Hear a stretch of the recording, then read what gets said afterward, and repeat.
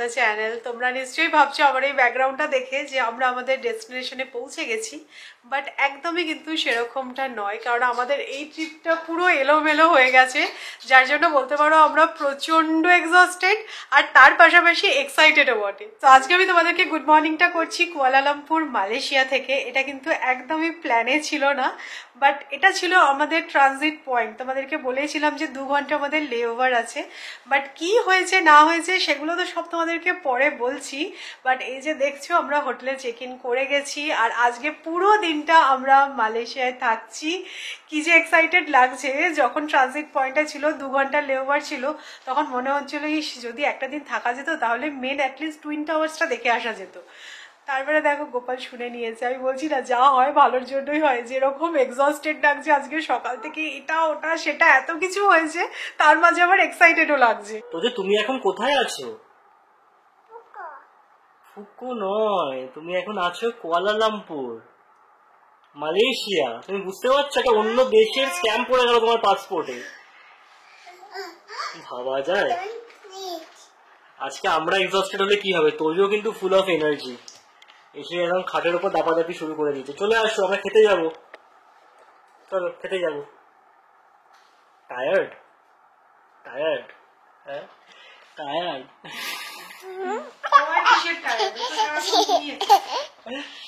চলো ওঠো।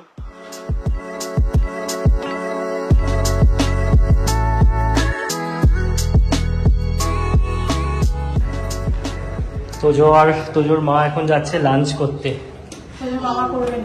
তোজোর বাবা খালি দেখবে মালয়েশিয়ান ফুড। না, এই সমস্ত কিছু এয়ারলাইন্সই প্রোভাইড করেছে। চলো বাবু, লিফট লিফট।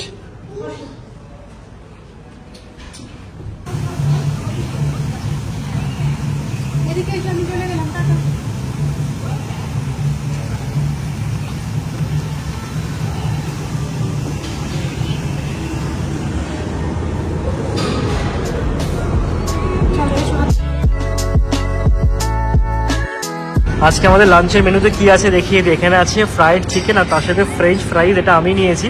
আর এখানে কোনো একটা সস দিয়েছে। আর সৌমি যেটা খাচ্ছে সেটা এত টেম্পটিং দেখতে। ও কি সুন্দর প্লেটিং করেছে। এটা হচ্ছে ওক ফ্রাইড নুডলস, প্রনস আছে, টোফু আছে, খেতে ভালো। আর তোজোর জন্য নেওয়া হয়েছে ভাতে ভাত। যদিও খুব যে ওটা ও পছন্দ করছে সেরকমটা নয়, বাট এটাই খেতে হবে, কিছু করার নেই। একটু ভুলিয়ে ভালিয়ে মানে খাওয়াতেই হবে।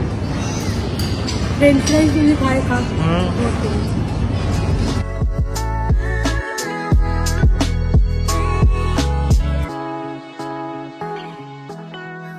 লাঞ্চ করে অল্প রেস্ট নিয়ে আমরা বেরিয়ে পড়েছি। ঘরে আর থাকলাম না, গ্র্যাব বুক করে নিয়েছি। গ্র্যাব হচ্ছে কি ওই আমাদের ইন্ডিয়ার ওলা উবেরের মতো।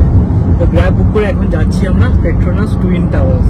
আমরা যেখানে আছি বা আমাদের যেখানে রেখেছে সেখান থেকে টুইন টাওয়ার্স অনেকটা দূর, মানে 1 ঘন্টা 10 মিনিট দেখাচ্ছে। বাট কিছু করার নেই, ওটা তো দেখতেই হবে, তাই না? 1 ঘন্টা কেন, 2 ঘন্টা হলেও যেতাম, এরকম একটা ব্যাপার।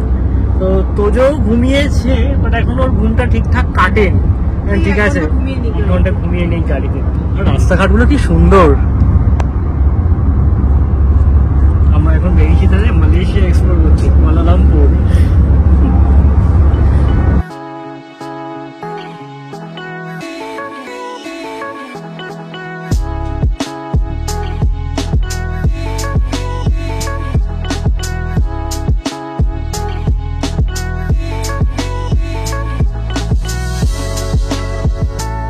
আমরা পৌঁছে গেছি টুইন টাওয়ার্স। আর সারাটা রাস্তা তোজো ঘুমিয়ে ঘুমিয়ে আসলো, আর অনেকটা ডিস্টেন্স। আমাদের তো চোখ লেগে গেছিল, মিথ্যে কথা বলবো না। পুরো 1 ঘন্টা লাগলো আসতে, কিন্তু রাস্তাটা আমি দেখছিলাম এত সুন্দর। মানে শেষের দিকটা আমরা ঘুম থেকে উঠে পড়েছিলাম, তখন দেখছিলাম বড় বড় বিল্ডিং আর এত সুন্দর, মানে আরবানাইজেশনটা খুব সুন্দর বোঝা যাচ্ছিল লাস্ট পার্টটা। তো একদম ডাউন টাউনে আছি, তোমরা বিল্ডিং গুলো দেখলে বুঝতে পারবে। তো এর ভেতর যেতে হবে, পেট্রোনাস টুইন টাওয়ার্স।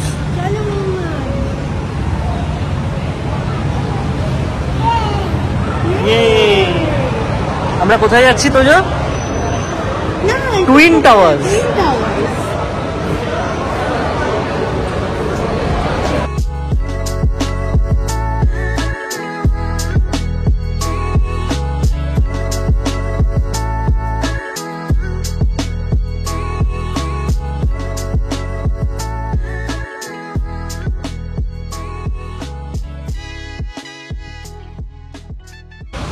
বহু ছবি দেখেছি, বাট হ্যাঁ সামনে থেকে এরকম দেখার সুযোগ হয়ে যাবে এত তাড়াতাড়ি ভাবিনি না, আনএক্সপেক্টেডলি। মানে সাইজটা যে কতটা বড় সেটা যারা এসছো তারা বুঝতে পারবে, বাট আমার ধারণাটা ছিল না কিন্তু যে এতটা লম্বা।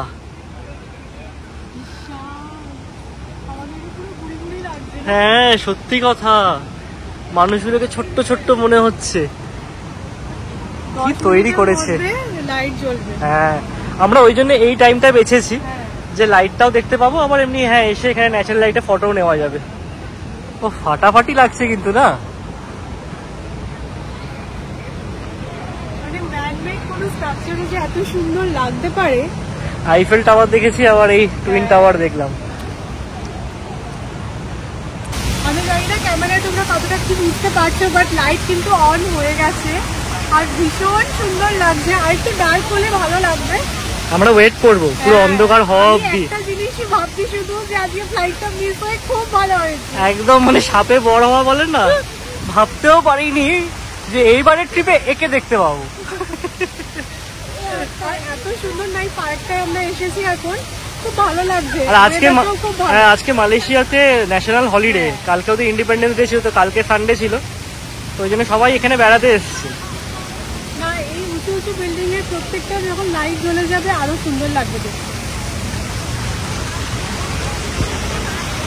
যাই হোক এই পেট্রোনাস টাওয়ারের ওপরেও কিন্তু ওঠা যায়, তো সেটাই করতে আমরা ফার্স্টে গেছিলাম, তোমাদেরকে বলছিলাম না ওই মলের ভেতর ঢুকছিলাম, বাট এই ওপর ওঠার জন্য টিকিট আছে, আর সেই টিকিট আগে থেকে বুক করতে হয়। আমাদের তো প্রি বুক করা ছিল না, আর আজকে যেহেতু হলিডে এখন প্রচুর ওয়েটিং, আজকে তো হবেই না, কালকে সকাল, তো সেটা তো আমাদের পক্ষে পসিবল নয়।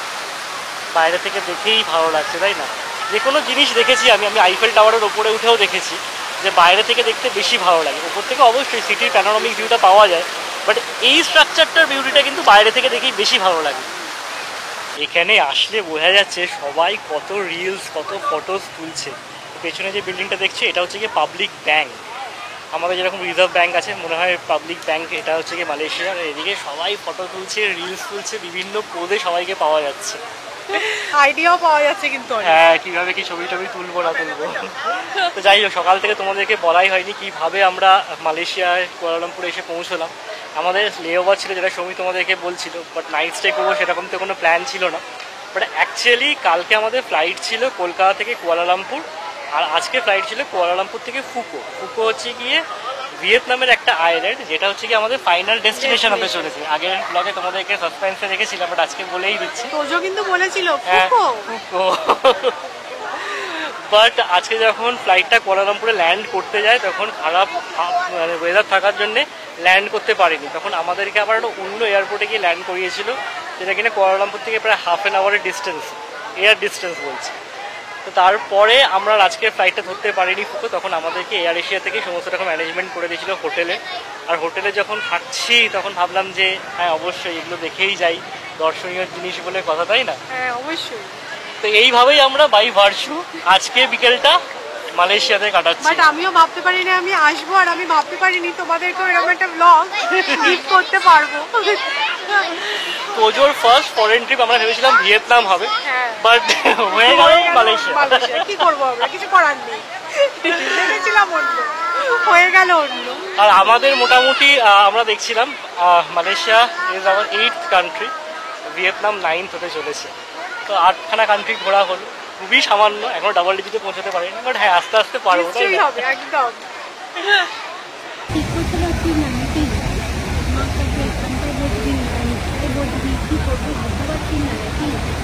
তোজো আমরা কোথায় এসেছি? Malaysia, truly Asia. তোজো এখন পেট্রোনাস টাওয়ারের সামনে বসে বসে ক্রিম ক্র্যাকার বিস্কিট খাচ্ছে, ইভিনিং স্ন্যাক্স, খুব ভালো।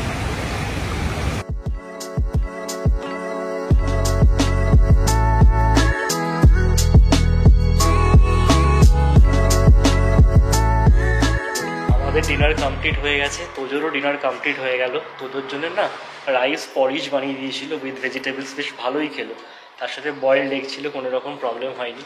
তো কালকে সকালবেলা আবার ওই এয়ারপোর্টের অর্ডিলটা করতে হবে, ভাবলেই যেন গায়ে জ্বর আসছে। মানে ওই সিকিউরিটি চেক, ইমিগ্রেশন, এগুলো যেন আর ভালো লাগে না। কালকে করেছিলাম, ভেবেছিলাম হয়ে গেল, বাট না, কালকে আবার করতে হবে। তো এই সিটিটা এক্সপ্লোর করলাম আজকে যতটুকু সম্ভব একটা বাচ্চা নিয়ে, এতটা হেকটিক একটা দিনের মধ্যেখানেও। দেখে আমার খুব ব্যাংককের সাথে সিমিলার মনে হলো। মা বাবাকে নিয়ে যখন ব্যাংককে গেছিলাম তখন এই উঁচু উঁচু বাড়িগুলো দেখে খুব ফ্যাসিনেটিং লেগেছিলো, কারণ আমরা ইউকেতে থাকতাম, মানে ইউকের কালচারটা পুরোপুরি অন্য, মানে ইউরোপিয়ান। আমরা যে সমস্ত শহর গেছি তার সাথে ব্যাংককটা বেশ একটা কন্ট্রাস্ট ছিল। আর আজকে ব্যাংককের মতোই এই কুয়ালালামপুর শহরটা লাগলো, বেশ ভালো লাগলো। আর একটা জিনিস মেনশন করতে চাই, আমাদের হোটেল থেকে পেট্রোনাস টুইন টাওয়ার্সটা অলমোস্ট 60 কিলোমিটার দূরে, মানে 60 কিলোমিটার আমরা ট্রাভেল করলাম আপ অ্যান্ড ডাউন। যেতে লাগলো 1 ঘন্টা 5 মিনিট, আসতে লাগলো এই 50 মিনিট মতো। মানে রোড ইনফ্রাস্ট্রাকচার কী লেভেলে! দেখো, মালয়েশিয়া একটা সাউথ এশিয়ান কান্ট্রি, তারাও কী লেভেলে রোড ইনফ্রাস্ট্রাকচার করেছে সত্যি ভাবলেও ভালো লাগে। আর ঠিক এই সময় গতকাল আমি বেলঘরিয়া এক্সপ্রেসওয়ে ধরে ফ্লাইট ধরতে যাচ্ছিলাম। আর বেলঘরিয়া এক্সপ্রেসওয়ে কী অবস্থা সেটা তোমাদেরকে নিশ্চয়ই বলে দিতে হবে। মানে একটা দেশের উন্নতিটা এই সমস্ত ছোটো ছোটো জিনিস দেখে না বোঝা যায়। তো যাই হোক, এইসব নিয়ে আর কথা বাড়াবো না। আজকে একটু তাড়াতাড়ি ঘুমোচ্ছি, কেননা কালকে আবার সকাল 6টার সময় বেরোতে হবে। কালকে দেখা হচ্ছে।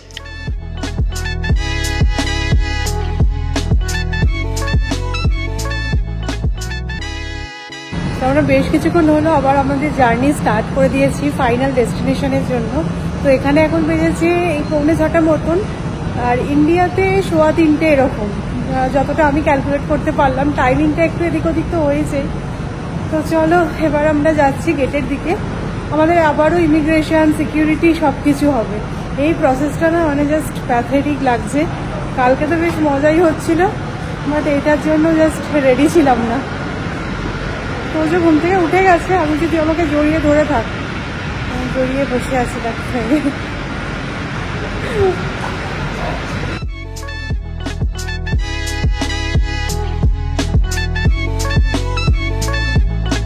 তোমরা তো জানোই আমার ম্যাগনেট কালেক্ট করতে খুব ভালো লাগে, এটা আমার একটা শখও বলতে পারো। আমি যেখানেই যাই না কেন ম্যাগনেট কিনি। তো এই যে মালয়েশিয়ার একটা ম্যাগনেট নিলাম। কালকে আমরা যেখানে গেছিলাম ওখানে ম্যাগনেট পাইনি, তো এয়ারপোর্ট থেকে এটা একটা নিয়েছি। কালকে আমাদের হাতে সময়ও ছিল না, হ্যাঁ সময় তো এয়ারপোর্ট থেকে নিয়ে নেওয়াটাই ভালো হলো। অনেক রকম অপশন আছে কিন্তু। ভাবছি এই কুনাফা চকলেটটা নেব।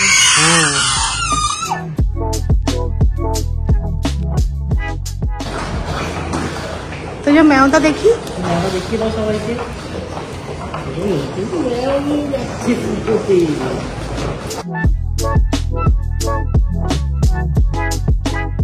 আমাদের বোর্ডিং কমপ্লিট। আর বোর্ড করার আগে আমরা কোস্টা থেকে কফি খেলাম।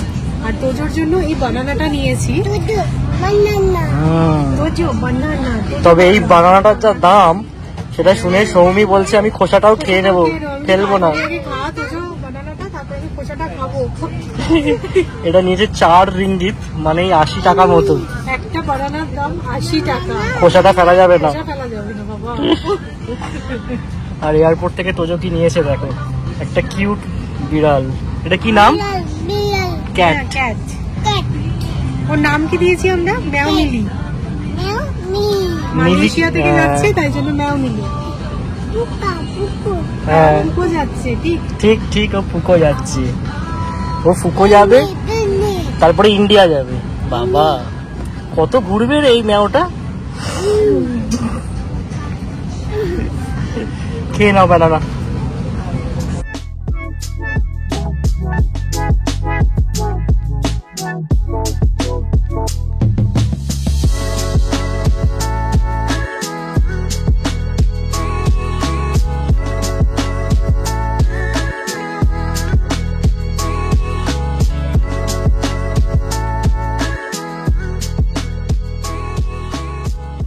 তো ফুকোতে আসার পরে এই কাজটা ফার্স্ট করছি, সেটা হচ্ছে কি কারেন্সি ট্রান্সফার।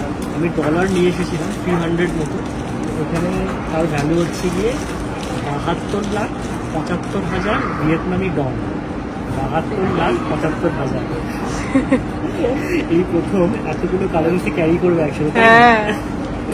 তো একদম ইমিগ্রেশন কাউন্টারের ঠিক পাশেই আছে কারেন্সি এক্সচেঞ্জ সেন্টারটা। এখানে সিম কার্ডও পাওয়া যায়। তো আমরা সিম কার্ড নেবো না, কারণ আমাদের যে জিও সিম আছে সেখানে আমরা ইন্টারন্যাশনাল রোমিং অ্যাক্টিভেট করে এনেছি।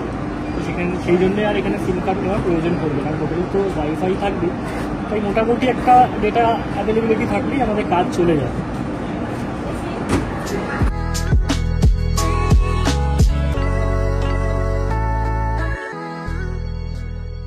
তো মোটামুটি আমাদের সমস্ত কিছুই হয়ে গেছে, যেরকমটা তোমাদের সৌরভ বললো যে আমরা, তো আমাদের মোটামুটি সমস্ত কিছুই হয়ে গেছে, মানি এক্সচেঞ্জ হয়ে গেছে। এবার জাস্ট আমরা লাগেজ কালেক্ট করবো।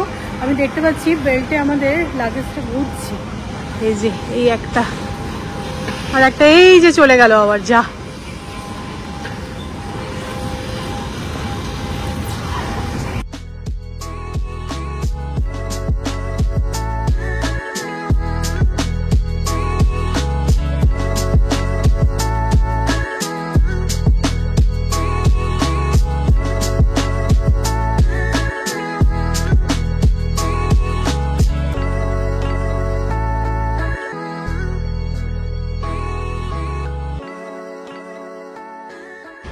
তো ফাইনালি আমরা পৌঁছে গেলাম কোথায়?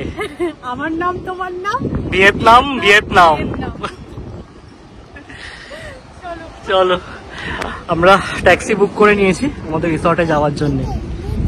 হ্যাঁ, কোথায় এসছে তোজো? ফুকো। ফুকো বোতল।